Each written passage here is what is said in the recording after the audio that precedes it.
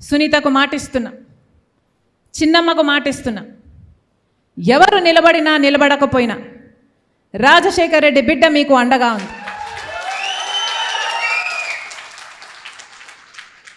సునీత చేస్తున్న ఈ పోరాటంలో సునీతకు నేను బలమైతా.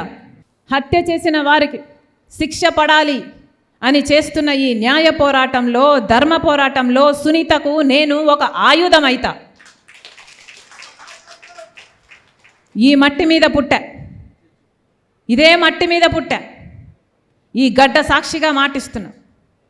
ఎవరు నిలబడినా ఎవరు నిలబడకపోయినా సునీత పక్షాన రాజశేఖర్ రెడ్డి బిడ్డ నిలబడి ఉంది.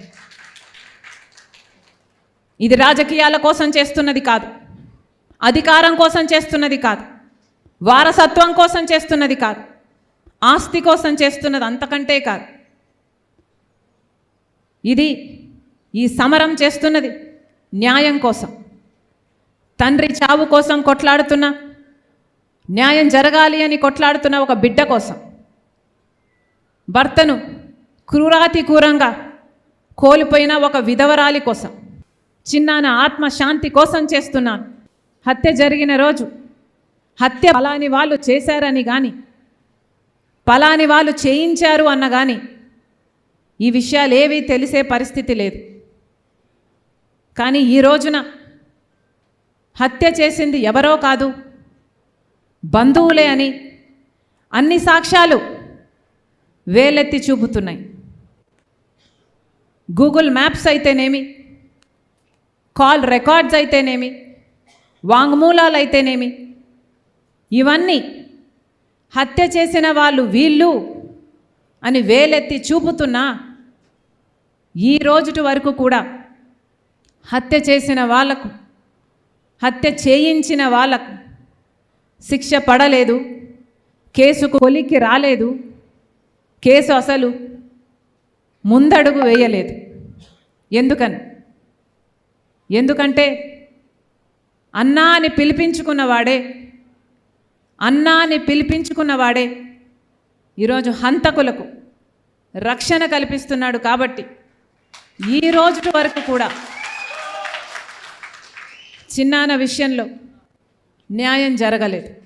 సోషల్ మీడియాలో ఎన్ని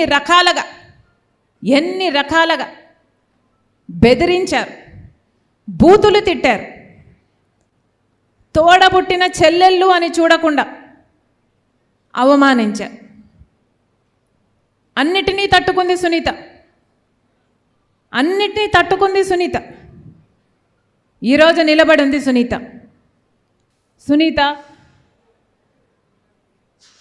రాజశేఖర్ రెడ్డి గారి తమ్ముడి బిడ్డ. అసలు రాజశేఖర్ రెడ్డి గారు తోబుట్టుల్ని ఎలా చూసుకున్నారో మీకు తెలియదా? రాజశేఖర్ రెడ్డి గారు తోబుట్టుల కోసం ఎంత చేశాడో మీకు తెలియదా? మరి మీరు రాజశేఖర్ రెడ్డి గారి వారసులే కదా. రాజశేఖర్ రెడ్డి గారు తన తోబుట్టులకు ఒక అండగా, ఒక కొండగా నిలబడలేదా? మరి జగనన్న గారు ఏం చేస్తున్నారు? అందుకే ప్రజలందరికీ పిలుపునిస్తున్నాం. ఒక పులివెందుల ప్రజలే కాదు, ఒక కడప జిల్లా ప్రజలే కాదు, యావత్ తెలుగు ప్రజలందరూ, ఆంధ్ర రాష్ట్ర ప్రజలందరూ, తెలుగు ప్రజలందరూ ఒక నిర్ణయం తీసుకోవాలి. న్యాయం పక్షాన నిలబడాలి అని ఒక నిర్ణయం తీసుకోవాలి. నిజం పక్కన నిలబడాలి అని ఒక నిర్ణయం తీసుకోవాలి. న్యాయం గెలవాలి, ధర్మం గెలవాలి, హత్య రాజకీయాలను చీకొట్టాలి, హంతకులను కాపాడుతున్న వాళ్ళకు కూడా ఒక గుణపాఠం కావాలి, నిజం గెలవాలి.